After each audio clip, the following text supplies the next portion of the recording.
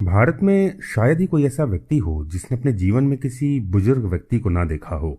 अक्सर जब हम इन बुजुर्गों को देखते हैं तो हम उनके दिमाग में या उनकी स्थिति को शायद उतनी अच्छी तरह से ना समझ पाते हों।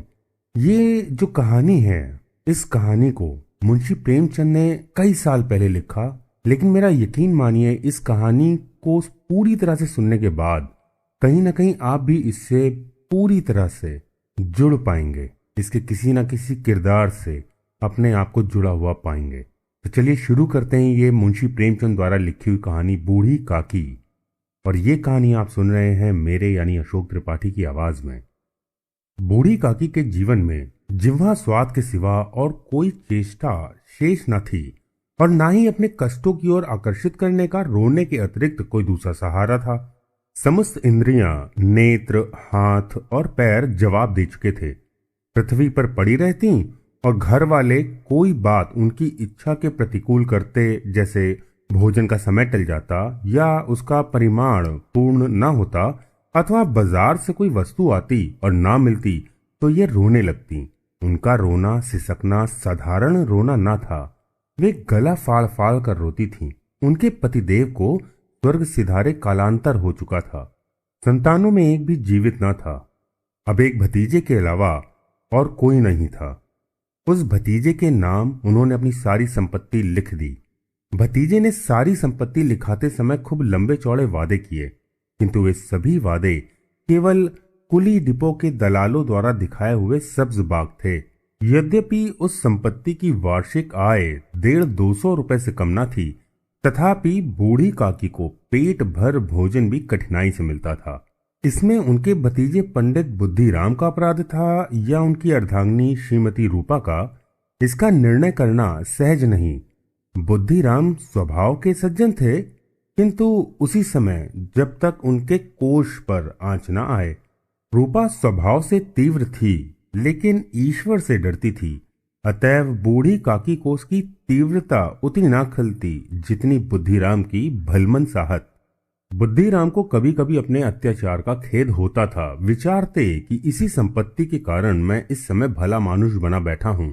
यदि भौतिक आश्वासन और सूखी सुहानुभूति से स्थिति में सुधार हो सकता हो तो उन्हें कदाचित कोई आपत्ति न होती, परंतु विशेष व्यय का भय उनकी सुचेष्टा को दबाए रखता था। यहां तक कि यदि द्वार पर कोई भला आदमी बैठा होता और बूढ़ी काकी उस समय अपना राग अलापने लगती तो वो आग हो जाते और घर में आकर उन्हें जोर से डांटते। लड़कों को बुढ़ों से स्वाभाविक विद्वेष होता ही है, और फिर जब माता पिता का यह रंग देखते तो वे बूढ़ी काकी को और सताया करते। कोई चुटकी काट कर भागता, कोई इन पर पानी की कुल्ली कर देता। काकी चीख मारकर रोती, परंतु यह बात प्रसिद्ध थी कि वह केवल खाने के लिए रोती हैं। अतएव उनके संताप और अर्तनाद पर कोई इतना ध्यान नहीं देता। और हाँ, काकी क्रोधातुर होकर बच्चों को गालियां देने लगती तो रूपा घटना स्थल पर आ पहुंचती। इस भय से काकी अपनी जिह्वा कृपाण का कदाचित ही प्रयोग करती थीं। यद्यपि उपद्रव शांति का यह उपाय रोने से कहीं अधिक उपयुक्त था। पूरे परिवार में अगर काकी को किसी से प्रेम था तो बुद्धिराम की छोटी लड़की लाडली अपने दोनों भाइयों के डर से अपने हिस्से की मिठाई चबैना बूढ़ी काकी के पास बैठकर खाया करती थी। वो उनकी रक्षक थी। वैसे तो बूढ़ी काकी की लोलुपता यानी लालच की वजह से उन्हें थोड़ी सी ये रक्षा महंगी पड़ती, लेकिन अपने भाइयों के अन्याय से ये सुरक्षा अगर कहीं सुलभ थी, उपलब्ध थी, तो बस बूढ़ी काकी के पास। इसी स्वार्थानुकूलता ने उन दोनों में सहानुभूति का आरोपण कर दिया था। रात का समय था। बुद्धिराम के द्वार पर शहनाई बज रही थी और गांव के बच्चों का झुंड विस्मयपूर्ण नेत्रों से गानों का रसास्वादन कर रहा था। चारपाइयों पर मेहमान विश्राम करते हुए नाइयों से मुक्कियां लगवा रहे थे। समीप खड़ा भाट विरुदावली सुना रहा था और कुछ भावज्ञ मेहमानों की वाह वाह पर ऐसा खुश हो रहा था मानो इस वाह वाह की यथार्थ में वही अधिकारी है। दो एक अंग्रेजी पढ़े हुए नवयुवक इन व्यवहारों से उदासीन थे। वे इस गंवार मंडली में बोलना और सम्मिलित होना अपनी प्रतिष्ठा के प्रतिकूल समझते थे। आज बुद्धिराम के बड़े लड़के मुखराम का तिलक आया है या उसी का उत्सव है। घर के भीतर स्त्रियां गा रही थीं और रूपा मेहमानों के लिए भोजन में व्यस्त थी। भट्टियों पर कड़ाह चढ़ रहे थे। एक में पूड़ियां कचौड़ियां निकल रही थीं, दूसरे में अन्य पकवान बनते थे। एक बड़े हांडे में मसालेदार तरकारी पक रही थी। घी और मसाले की क्षुधावर्धक सुगंध चारों तरफ फैली हुई थी। बूढ़ी काकी अपनी कोठरी में शोकमय विचार की भांति बैठी हुई थीं। यह स्वाद मिश्रित सुगंध उन्हें बेचैन कर रही थी। वे मन ही मन विचार कर रही थीं, संभवतः मुझे पूर्णिया मिलेंगी ना? इतनी देर हो गई, कोई भोजन लेकर नहीं आया। मालूम होता है सब लोग भोजन कर चुके हैं, मेरे लिए कुछ ना बचा। यह सोचकर उन्हें रोना आया, परंतु अपशकुन के भय से वो रो ना सकी। हाँ, कैसी सुगंध है, लेकिन अब मुझे कौन पूछता है। जब रोटियों के ही लाले पड़े हैं तब ऐसे भाग्य कहां कि भरपेट पूड़ियां मिलें। यह विचार कर उन्हें रोना आया। कलेजे में हूंक सी उठने लगी, परंतु रूपा के भय से उन्होंने फिर से मौन धारण कर लिया। बूढ़ी काकी देर तक इन्हीं दुखदायक विचारों में डूबी रहीं। घी और मसालों की सुगंध रह रहकर उनके मन को आपे से बाहर किए जाते देती थी। मुंह में पानी भर भर आता था। पूड़ियों का स्वाद स्मरण करके हृदय में गुदगुदी होने लगती थी। किसे पुकारूं? आज लाडली बेटी भी नहीं आई। दोनों छोकरे सदा दिख दिया करते हैं, आज उनका भी पता नहीं। कुछ मालूम तो होता, मतलब बन क्या रहा है। बूढ़ी काकी की कल्पना में पूड़ियों की तस्वीर नाचने लगी। खूब लाल लाल, फूली फूली, नरम नरम होंगी। रूपा ने भली भांति भोजन किया होगा। कचौड़ियों में अजवाइन और इलायची की महक आ रही होगी। एक पूड़ी मिलती तो जरा हाथ में लेकर देखती। क्यों ना चलकर कढ़ाई के सामने ही बैठूं। पूड़ियां छन छन कर तैयार होंगी, कढ़ा से गरम गरम निकाल कर थाल में रखी जाती होंगी। फूल तो हम घर में भी सूंघ सकते हैं, परंतु वाटिका में बात कुछ और ही होती है। इस प्रकार का निर्णय करके बूढ़ी काकी उकड़ू बैठकर हाथों के बल सरकती हुई बड़ी कठिनाई से चौखट से उतरी और धीरे धीरे रेंगती हुई कड़ा के पास जा बैठी। यहां आने पर उन्हें उतना ही धैर्य हुआ जितना भूखे कुत्ते को खाने वाले के सम्मुख बैठने में होता है। रूपा उस समय कार्यभार से उद्विग्न हो रही थी। कभी इस कोठे में जाती, कभी उस कोठे में, कभी कड़ा के पास जाती, कभी भंडार में जाती। किसी ने बाहर से आकर कहा, महाराज ठंडई मांग रहे हैं, तो ठंडई देने लगी। इतने में फिर किसी ने आकर कहा, भाट आया है, उसे कुछ दे दो। भाट के लिए सीधा निकाल रही थी कि तीसरे आदमी ने आकर कहा, अभी भोजन तैयार होने में कितना विलंब है, जरा ढोल मजीरा उतार दो। बेचारी अकेली स्त्री दौड़ते दौड़ते व्याकुल हो रही थी, झुंझलाती थी, कुड़ती थी, परंतु क्रोध प्रकट करने का अवसर ना पाती। भय होता कहीं पड़ोसने ये ना कह दें कि इतने में उबल पड़ी। प्यास से स्वयं का कंठ सूख रहा था, गर्मी के मारे फूकी जाती थी, परंतु इतना अवकाश ना था कि जरा सा पानी पी ले अथवा पंखा झेल ले। इस अवस्था में उसने बूढ़ी काकी को कढ़ा के पास बैठा देखा तो जल गई। क्रोध ना रुक सका। इसका भी ध्यान ना रहा कि पड़ोसी ने बैठी हुई है, मन में क्या कहेंगी, पुरुषों में लोग सुनेंगे तो क्या कहेंगे। जिस प्रकार मेढक केचुए पर झपटता है, उसी प्रकार वह बूढ़ी काकी पर झपटी और दोनों हाथों से झटक कर बोली, आग लगे ऐसे पेट में। पेट है कि भांड? कोठरी में बैठे दम घुटता था क्या? अभी मेहमानों ने नहीं खाया, भगवान को भोग नहीं लगा, तब तक धैर्य ना हो सका। आकर छाती पर सवार हो गई। जल जाए ऐसी जीभ, दिन भर खाती ना होती तो न जाने किसकी हांडी में मुंह डाल देती। गांव देखेगा तो कहेगा कि बुढ़िया को पेट भर खाने को नहीं मिलता, तभी तो इस तरह से मुंह बाए फिरती है। बूढ़ी काकी ने सिर उठाया, न रोई न बोली, चुपचाप रेंगती हुई अपनी कोठरी में चली गई। आवाज ऐसी कठोर थी कि हृदय और मस्तिष्क की संपूर्ण शक्तियां संपूर्ण विचार और संपूर्ण भार उसी ओर एकत्रित हो गए थे। बूढ़ी काकी अपनी कोठरी में जाकर पश्चाताप कर रही थीं कि मैं कहां से कहां आ गई। उन्हें रूपा पर क्रोध नहीं था, अपनी जल्दबाजी पर दुख था। सच ही तो है, जब तक मेहमान लोग भोजन ना कर चुकेंगे घर वाले कैसे खाएंगे। मुझसे इतनी देर भी ना रहा गया, सबके सामने पानी उतर गया। अब जब तक कोई बुलाने नहीं आएगा मैं नहीं जाऊंगी। मन ही मन इस प्रकार का विचार कर वह बुलाने की प्रतीक्षा करने लगी, परंतु घी की रुचिकर सुवास बड़े धैर्य परीक्षक प्रतीत हो रही थी। उन्हें एक एक पल एक युग के समान महसूस होता था। अब पत्तल बिछ गई होगी, अब मेहमान आ गए होंगे, लोग हाथ पैर धो रहे होंगे, नाई पानी दे रहा होगा। मालूम होता है कि लोग खाने के लिए बैठ गए हैं, जीवनार गाया जा रहा है। यह विचार उनके मन को बहलाने के लिए बहुत था। वो लेट गईं और धीरे धीरे एक गीत गुनगुनाने लगीं। उन्हें मालूम हुआ कि मुझे गाते हुए देर हो गई है क्या। इतनी देर तक लोग भोजन कर रहे होंगे, किसी की आवाज भी नहीं सुनाई दे रही। जरूर लोग खा पी करके चले गए हैं, मुझे कोई बुलाने ही नहीं आया। रूपा चिढ़ गई है, क्या जाने बुलाने ही ना आए। सोच रही होगी अपने आप ही आएगी बूढ़ी काकी, वो कोई मेहमान थोड़ी ना है। बूढ़ी काकी चलने को तैयार हुई। यह विश्वास कि 1 मिनट में पूड़ियां और मसालेदार तरकारियां सामने आएंगी उनकी स्वाद इंद्रियों को गुदगुदाने लगा। उन्होंने मन ही मन तरह तरह के मंसूबे बांधे। पहले तरकारियों से पूड़ी खाऊंगी, फिर दही से, फिर शक्कर से।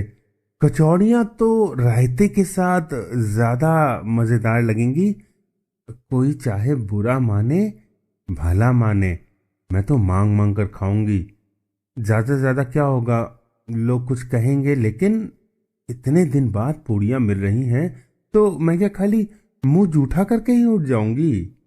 बूढ़ी काकी उकड़ू बैठकर सरकते हुए आंगन में आई, लेकिन दुर्भाग्य, अभिलाषा ने अपने पुराने स्वभाव के अनुसार समय की मिथ्या कल्पना की थी। मेहमान मंडली अभी बैठी हुई थी। कोई खाकर उंगलियां चाटता था, कोई तिरछे नेत्रों से देखता कि अभी और लोग खा रहे हैं कि नहीं। कोई इस चिंता में था कि पत्तल पर पूड़ियां छूटी जा रही हैं, किसी तरह उन्हें भीतर रख लेता।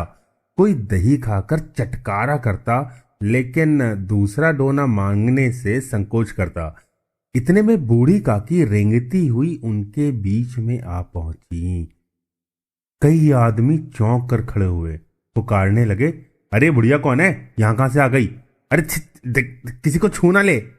बुद्धिराम काकी को देखते ही क्रोध से तिलमिला गए। पूड़ियों का थाल लिए खड़े थे, थाल को जमीन पर पटक दिया और जिस प्रकार एक निर्दयी महाजन किसी बेईमान या भगोड़े कर्जदार को देखते उसका टेटुआ पकड़ लेता है, उसी तरह लपक कर उन्होंने काकी के दोनों हाथ पकड़े और घसीटते हुए उनको लाकर एक अंधेरी कोठरी में लाकर के धम्म से पटक दिया।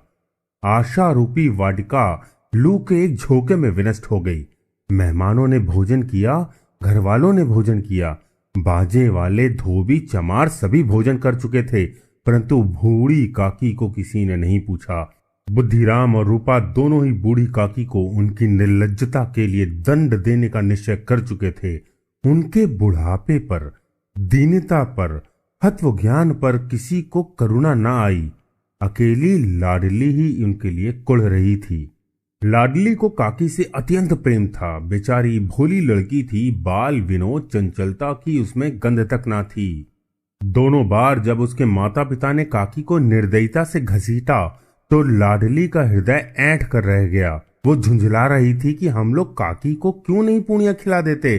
सारे की सारी पूड़ियां क्या खाली मेहमान खा जाएंगे, और यदि काकी ने मेहमानों से पहले खा लिया तो क्या बिगड़ जाएगा। वह काकी के पास जाकर उन्हें धैर्य देना चाहती थी, परंतु माता के भय से न जाती। उसने अपने हिस्से की पूड़ियां बिल्कुल नहीं खाई, अपनी गुड़िया की पिटारी में बंद कर रखी थीं। उन पूड़ियों को काकी के पास ले जाना चाहती थी। उसका हृदय अधीर हो रहा था। बूढ़ी काकी मेरी बात सुनते ही उठ बैठेंगी, पूड़ियां देखकर कैसी प्रसन्न होंगी, मुझे खूब प्यार करेंगी। रात के 11 बज रहे थे। रूपा आंगन में पड़ी सो रही थी। लाडली की आंखों में नींद ना आती थी। काकी को पूड़ियां खिलाने की खुशी उसे सोने ना देती। उसने गुड़ियों की पिटारी सामने रखी थी। जब विश्वास हो गया कि अम्मा सो रही हैं, तो वह चुपके से उठी और विचारने लगी, कैसे चलूं। चारों तरफ अंधेरा था, केवल चूल्हों में आग चमक रही थी। चूल्हों के पास एक कुत्ता लेटा हुआ था। लाडली की दृष्टि सामने वाले नीम पर गई तो उसे मालूम हुआ उस पर हनुमान जी बैठे हुए हैं। उनकी पूंछ, उनकी गदा वह स्पष्ट दिखलाई दे रही थी। मारे भय के उसने आंखें बंद कर लीं। इतने में कुत्ता उठ बैठा। लाडली को ढाढ़स हुआ। कई सोए हुए मनुष्यों के बदले एक जागता हुआ कुत्ता उसके लिए अधिक धैर्य का कारण हुआ। उसने पिटारी उठाई और बूढ़ी काकी की कोठरी की ओर चल दी। इधर बूढ़ी काकी को केवल इतना ही स्मरण था कि किसी ने मेरे हाथ पकड़े, घसीटे। फिर ऐसा मालूम हुआ जैसे कोई पहाड़ पर उठाए लिए जाता है। उनके पैर बार बार पत्थरों से टकराए। तब किसी ने उन्हें पहाड़ पर से पटका और वे मूर्छित हो गईं। जब वे सचेत हुईं तो किसी की भी आहट न मिलती। समझी कि सब लोग खा पीकर सो गए और उनके साथ मेरी तकदीर भी सो गई। रात कैसे कटेगी, हे राम, क्या खाऊं, पेट में अग्नि धधक रही है। किसी ने मेरी सुध ना ली। क्या मेरा पेट काटने से धन जुड़ जाएगा। इन लोगों को इतनी भी दया नहीं आती। न जाने ये बुढ़िया कब मर जाए, क्यों उसका जी दुखाते हैं। मैं पेट की रोटियां ही तो खाती हूं कि कुछ और।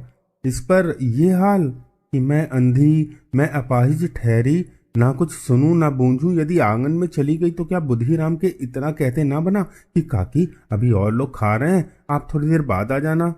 मुझे घसीटा, मुझे पटका। उन पूड़ियों के लिए रूपा ने सबके सामने मुझे गालियां दी। उन्हीं पूड़ियों के लिए इतनी दुर्गति करने पर भी उनका पत्थर का कलेजा ना पसीजा। सबको खिलाया, मेरी बात तक ना पूछी। जब तब पूड़ियां नहीं दी तो फिर अब क्या देंगे। यह विचार कर काकी निराश में संतोष के साथ लेट गईं। ज्ञानी से गला भर भर आता था, परंतु मेहमानों के भय से रोती ना थीं। सहसा कानों में आवाज आई, काकी उठो, मैं पूड़ियां लाई हूं।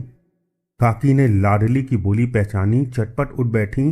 दोनों हाथों से लाडली को टटोला और उसे गोद में बैठा लिया। लाडली ने पूड़ियां निकाल कर दी। काकी ने पूछा, क्या तुम्हारी अम्मा ने दी है। लाडली ने कहा, नहीं, ये तो मेरे हिस्से की है। काकी पूड़ियों पर टूट पड़ी। 5 मिनट में पिटारी खाली हो गई। लाडली ने पूछा, काकी पेट भर गया। जैसे थोड़ी सी वर्षा ठंडक के स्थान पर गर्मी को और ज्यादा बढ़ा देती है, उसी भांति इन थोड़ी सी पूड़ियों ने काकी की क्षुधा और इच्छा को और उत्तेजित कर दिया। बोली, नहीं बेटी, जाकर अम्मा से और मांग लाओ। लाडली ने कहा, अम्मा तो सो रही है, जगाऊंगी तो मारेगी। काकी ने पिटारी को फिर टटोला। उसमें कुछ खुरचन गिरी थी। बार बार होंठ चाटती थी, चटकारे भरती थी। हृदय महसूस रहा था कि और पूड़ियां कैसे पाऊं। संतोष सेतु जब टूट जाता है तब इच्छा का बहाव अपरिमित हो जाता है। मतवालों को मद का स्मरण करना उन्हें मदांध बनाता है। काकी का अधीर मन इच्छाओं के प्रबल प्रवाह में बह गया। उचित और अनुचित का विचार जाता रहा। वे कुछ देर तक उस इच्छा को रोकती रहीं। सहसा लाडली से बोली, मेरा हाथ पकड़ के वहां ले चलो जहां मेहमानों ने बैठकर भोजन किया है। लाडली उनका अभिप्राय ना समझ सकी। उसने काकी का हाथ पकड़ा और ले जाकर जूठे पत्तलों के पास बैठा दिया।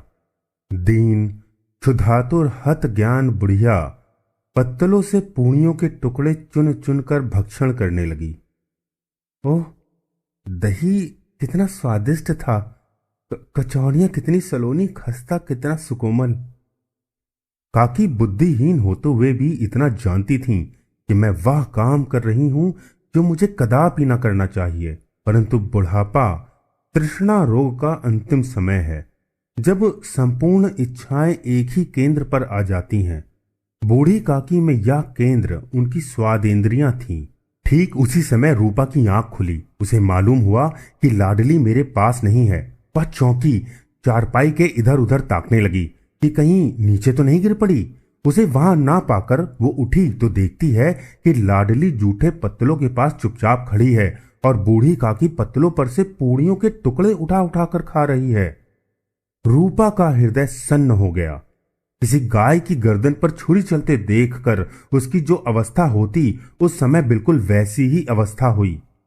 एक ब्राह्मणी दूसरों की जूठी पत्तल टटोले, इससे अधिक शोकमय दृश्य असंभव था।